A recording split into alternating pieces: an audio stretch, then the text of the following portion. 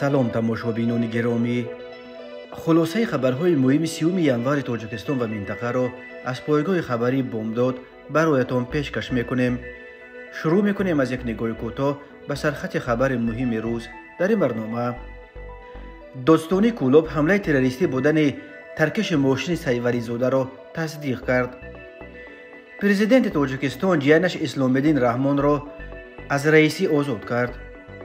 کی رفت و کی آمد؟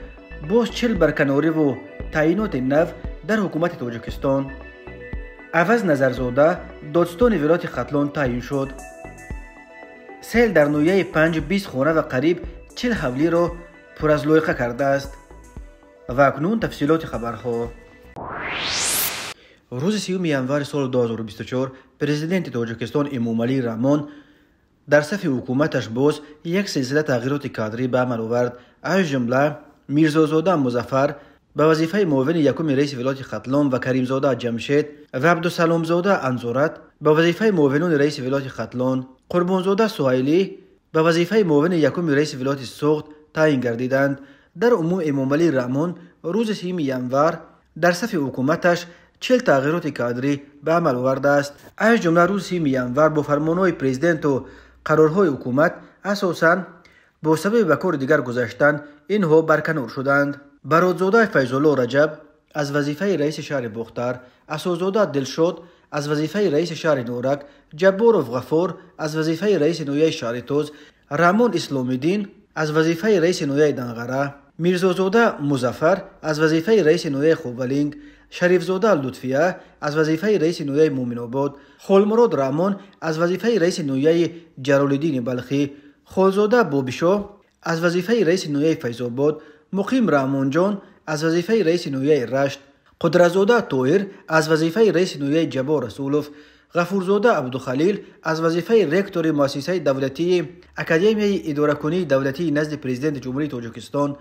جعفرزاده لطافت با سبب رسیدن به سن نهایی در وظیفه سوجه بودن از وظیفه رئیس سود نویه دوستی ولایت ختلان، عبدالرحمنزاده بختیار از وظیفه رئیس سود نویه 5 ولایت ختلان، مجیدزاده فردوس از وظیفه سوجه سود شهر لوکند ولایت ختلان، مومنزاده عبدالجلیل از وظیفه سردار خدمات ضد انحصاری، سفروف شودی از وظیفه رکتور دانشگاه تربیه جسمانی تاجیکستان، عبداللهزاده قربانشاه با سبب به نفقه برآمدن از وظیفه دیرکتور مؤسسه دولتی تعلیمی مکتب پرزیدنتی برای کودکان لیاقتمند در نویه دنغره، کمال‌الدین زاده الیاس‌الدین از وظیفه رهبر ماموریت منطقه آزاد اقتصادی سوخت آزاد کرده شدند.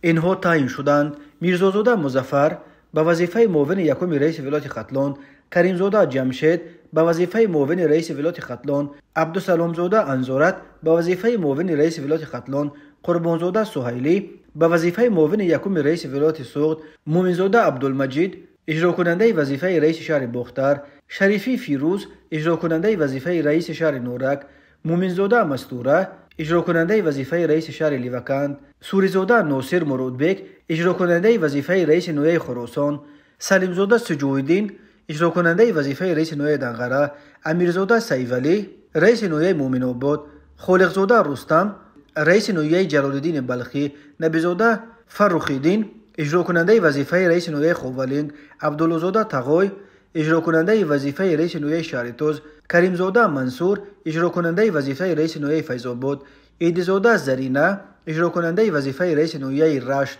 یلدوشزاده المپیک اجرا کننده وظیفه رئیس نویه جبار رسولوف، سفرزاده دوران به وظیفه رکتور مؤسسه دولتی اکادمی اداره کنی دولتی نزد پرزیدنت جمهوری تاجیکستان، عبداللهزاده محمدشاه رکتور دانشکده تربیه جسمانی تاجیکستان به نام سید مومن رحیموف، کریمزاده شورت دیرکتور مؤسسه دولتی تعلیمی مکتب پرزیدنتی برای کودکان لیاقتمند در نویه دنغره ولایت ختلان، نموزاده جمشید دیرکتور مؤسسه دولتی تعلیمی مکتب پرزیدنتی برای خوانندگان بالیاقت در شهر ایسار، دولتزاده سلیم معاون رئیس کمیته دین تنظیم عنعنه و جشن و مراسم نزد حکومت جمهوری تاجیکستان و محمدزاده محمد رهبر ماموریت منطقه آزاد اقتصادی سوخت تعیین کرده شدند.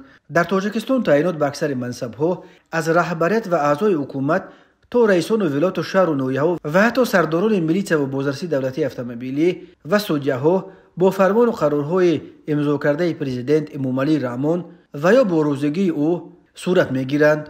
بسیاری ها چنین شیوه سیاست کادری را چندان سودمند نمیشمرند و بر اینند که از دوشنبه انتخاب شدن رهبران اداره ها و حتی نویه های دوردست باعث به منصب های دولتی تعیین شدن شماره زیاد افراد تصادفی و نالایق شده، از طرف دیگر دیگ منصب فروشی را برای برخی مسئولان فساد زده گرم نگاه می‌دارد. به جای عبدالرحیم رحیموف به مقام دادستانی ولایت ختلان عوض نظرزاده که کنون دادستان ولایت مختار کوهستان بدخشان بود تعیین شده است، در این باره یک منبع از پلوس در دادستانی ولایت ختلان خبر داد. بنا به اطلاع او نظرزاده به حیث دادستان ولایت روز شنبه 27 ینور به کارمندان معرفی کرده شده است. در دادستانی ختلان تاکید کردند که بعد از کار راندن تمام رهبریت قبلی این نهاد، جمشید میرزاخانزاده اجرا کننده وظیفه دادستانی ولایت تعیین شده بود و این وظیفه را تا تعیین شدن عوض نظرزاده اجرا کرد. به این ترتیب میرزاخانزاده در کرسی دادستانی ولایت ختلان همگی 5 روز از 22 تا 27 ینور کار کرده و اکنون به دوشنبه به دادستانی کل برمیگردد. جمشید میرزاخانزاده در دادستانی کل سردار ریاست نظارت اجرای قانونها در مقامات مبارزه با فساد بود. قبلا گزارش شده بود که محمد رضا خلیفه زاده معاون دادستان ولایت ختلان تعیین شده است. او قبلا در دادستان کل در مقام سردار ریاست نظارت اجرای قانونگذاری در بخش‌های انداز، حمایه و دستگیری دولتی صاحبکاران و در گذشته یک زمان در مرکز مطبوعات دادستان کل کار میکرد. معلوم نیست که خلیفه زاده هم همراه میرزاخانزاده اکنون به دوشنبه برمیگردند و یا در مقام معاون دادستانی ولایت باقی مانده همراه نظرزاده کار خواهند کرد. عوض نظرزاده زاده اسفره بوده با مناسبت پرمسئولیت خود نسبت به کار نام برآورده است. او در گذشته دادستان شهرهای پنجکین و خوجند بود. جای کار آخرین نظرزاده کرسی دادستانی ولایت مختار کوهستان بدخشان بود.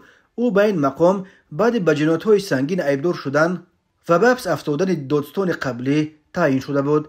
یادآور می‌شویم روز 19 ینور سال 2024 پرزیدنت تاجیکستان امومالی رحمان که رئیس شورای امنیت این کشور نیز هست، در جلسه شورای امنیت از سطح پست کسبی نهوده براره نسبت به اجرای وظیفه‌های خدمتی، راه دادن به حالت‌های کرپسیونی، زیاد شدن جنایت‌های دارای خصوصیت اکستریمیستی و تروریستی، قاچاق مواد مخدر، دست زدن بعضی کارمندان مقامات حفظ حقوق به قاچاق مواد نشه‌آور به تندی انتقاد کرد و سپارش داد که تمام رهبران ساختارهای حفظ حقوق و نهادهای قدرتی ولایت ختلان و منطقه کولوب با شمول دادستانها با معاونانش، سرداران و معاونان سرداران میلیڅیا، اگنتی مبارزه با کروپسیا، اگنتی مبارزه با مواد مخدر، گروه‌های فوری کمیته دولتی امنیت ملی را از منصب آزاد کنند. بعد برکناری رهبران نهادهای قدرتی، اینک هفته دوم است که به جای رفته ها نفران نو سر کار آمده ایستادند.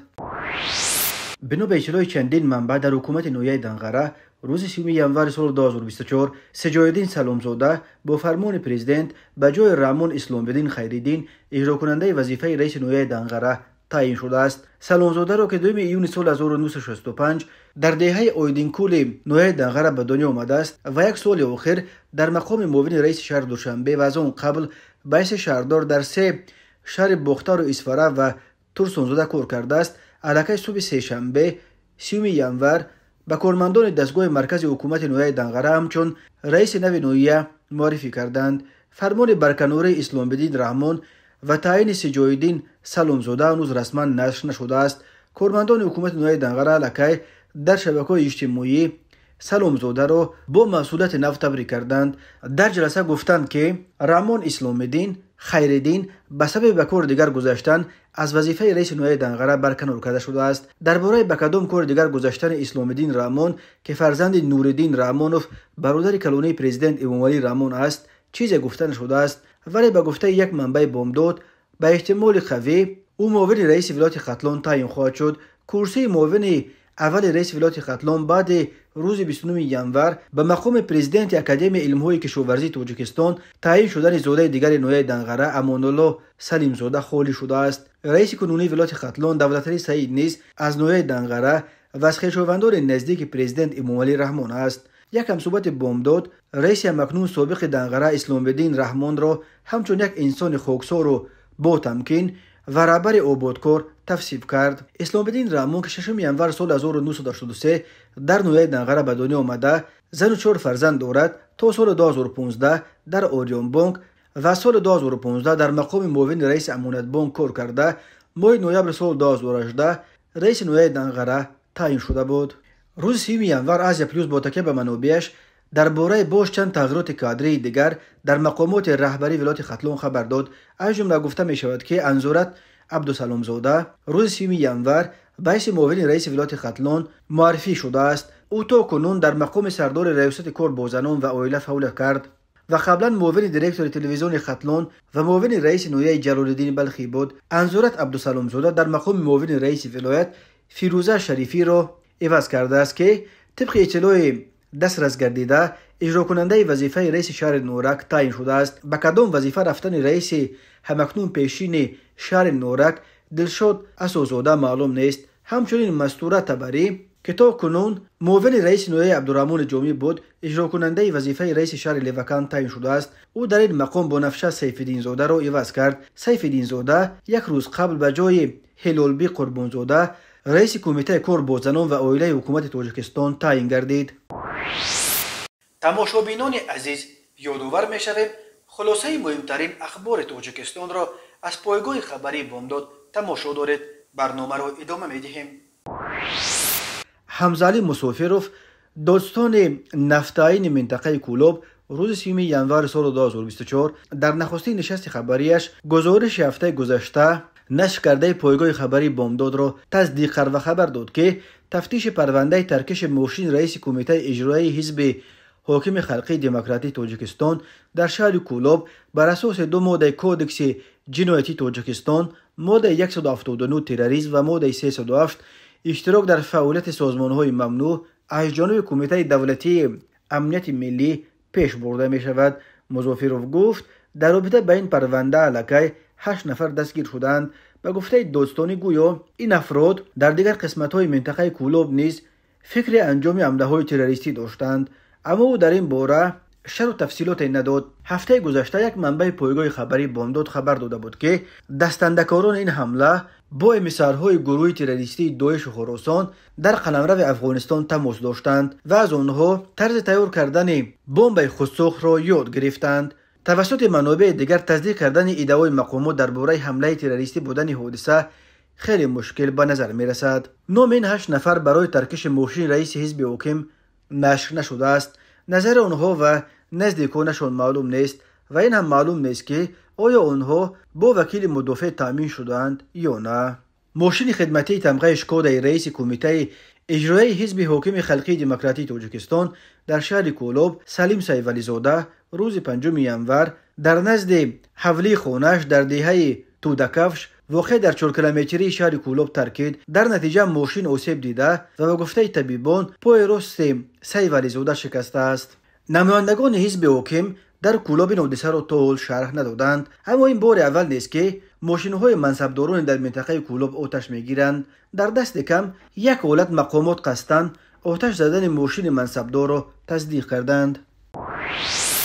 کمیته ولایت‌های فوق‌العاده تاجیکستان خبر داد که شب 29 ینور سال 2024 تقریباً ساعت 09:40 بر اثر باران‌های شدید سیل به خانه‌های استقامتی و زمین‌های نزد اولگی ساکنان دهه‌های 10 سالگی وحدت در کبود سیفالدین و فی جماعت دیهات نمونه نویه 5 وارد شده قسماً ضرر رسانیده است. از جمله در دهه 10 سالگی وحدت سیل 8 خانه استقامتی و 3 زمین نزد اولگی ساکنان را از لایقه پر کرده است. در جماعت دیهات به نام کبود سیفالدینوف در دهه پختکار از سیل راه‌های شورکسای سیل آمده به 10 خانه استقامتی و 33 زمین نزد اولگی در مجموع به 36.6 گکتار زمین‌های خواجگی دهقانی آب و لایقه در آمده قسماً ضرر رسانیده است. همچنین در جماعت دهه آزادگان دهه اوچوپر سطح کانال کلینچی 2 بلند گردیده آب کانال به 2 خانه استقامتی و محل قشقیه به 6 خانه استقامتی و 2 زمین نزد اولگی شهروندان آب و لایقه وارد کرده قسماً ضرر رسانیده است. گفته می شود در جای حادثه گروه‌های کوری کمیته علوت‌های فوق‌العاده فعالیت دارند و حجم ضرری رسیده و یاری‌های احتمالی به ضرر دیدگان را مشخص می‌کنند. کمیته گفت خوشبختانه این آفت‌های طبیعی تلفات جانی و خسارات دیگر نداشتند. کمیته علوت‌های فوق‌العاده ساکنان خواست که در این روزها از سفرهای بدون ضرورت رفتن به دام نکوها برای جمع‌آوری هیزم، شکار، ماهی‌داری در ساحل رود و کانال‌ها و چارواچرانی در دشت‌ها خودداری کنند. کمیته همچنین از ساکنان خواسته است که سر وقت سیل‌راه‌ها و جو و کانال‌های محل زیست خود را از هر گونه سنگ و ریگ تازه کنند. کمیته علوت‌های فوق‌العاده تاجیکستان به توجه ساکنان و مهمانان کشور می‌رساند که بنا به گزارش اگنتی هواشناسی تاجیکستان از 31 ینور تا 4 فوریه سال روان در جمهوری هوای نامساعد باقی می‌ماند. در اکثر ناحیه‌ها برف و باران می‌بارد. شب 30 به 31 ینور در یک قطار ناحیه‌ها این بارشات شدت می‌گیرند. بر اثر کاهش حرارت شبانه هوا از 31 ینور تا 2 فوریه سال 2024 در راه‌های کوهی یخبندی در نظر است. روزهای 29 30 ینور بر اثر بارشات زیاد احتمال بالوروی سطح آب در رودخانه‌های یغسو و قزلسو و دریاهای قسمت جنوب قطارکوه‌های ایثار دارد. روزهای 30 31 ینور در ناحیه‌های کوهی توبه جمهوری، ولایت سوخت و غرب ولایت مختار کوهستان بدخشان خطر لغزش ترمه تهدید می‌کند. در رابطه با این کمیته علوت‌های فوق‌العاده از شهروندان با احترام خواهش می‌کند که در این روزها سفرهای خود را به مناطق کوهستان محدود کنند و از هر گونه سفرهای بدون ضرورت خودداری ورزند. در منطقه‌های کوهستان همچنین انجام دادن هر گونه کارهای کشاورزی، جمع‌آوری هیزم، ماهی‌داری و غیره مصلحت داده نمی‌شود. کمیته از رانندگانی که می‌خواهند از طریق راه‌های کوهستان سفر کنند توصیه می‌دهد که قبل از سفر اول از منابع‌های رسمی از جمله کمیته علوت‌های فوق‌العاده، وزارت کارهای داخله، خدمات راه وزارت نقلیات درباره وضع راه معلومات دقیق دریافت کنند. به اخبار اگنتی هواشناسی کشور در مورد باد و باران دقت دهند. به خاطر پیشگیری از هر گونه حادثه‌های ناخوش کمیته از رانندگان خواهش می‌کند که سرعت حرکت را در راه‌های کوهی بالا نبرند، فاصله بین ماشین‌ها را جداً رعایت کنند.